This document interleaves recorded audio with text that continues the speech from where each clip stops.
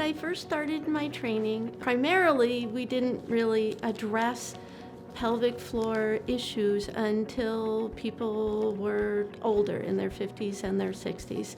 And as we learned more about pelvic floor muscles and dysfunction, we realized that starting to treat women later on when they were having problems with leaky urine and loss of feces and painful intercourse was not the best way to go or the most effective way to treat the situation.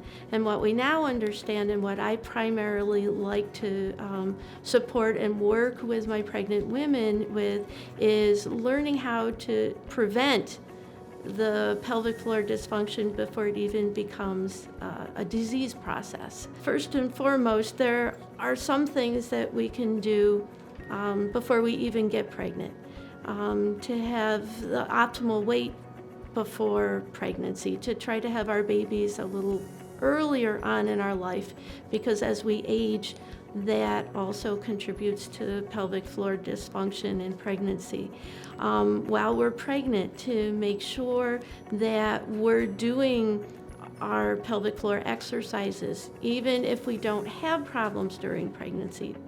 To make sure that we're not doing extreme heavy lifting, that if we have issues like asthma, we're not coughing a lot, or that we're not constipated all the time, because all of those things add to pressure on the pelvic floor muscles and cause the disorder to occur.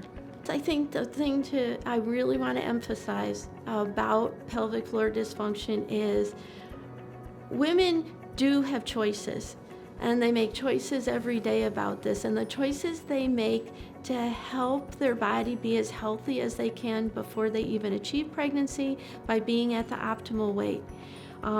By thinking about doing, even if they can't go to physical therapy, you can YouTube pelvic floor exercises, and just like you brush your teeth every day, you should be doing your pelvic floor exercises every day. And to think about optimal weight gain during pregnancy.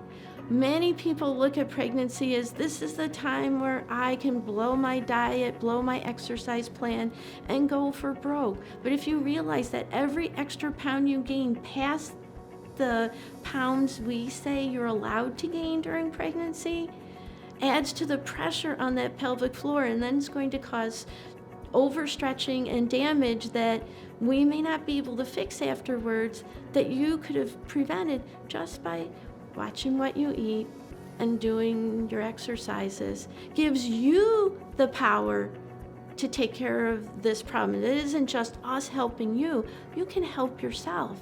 And that's probably the most important thing I want women to realize, because once they get to the point where they have a prolapse through the vagina, they can't help themselves. We have to intervene and do surgical things, but you can do things now, during pregnancy, before pregnancy, right after, in the postpartum period, to make a huge difference in your own life.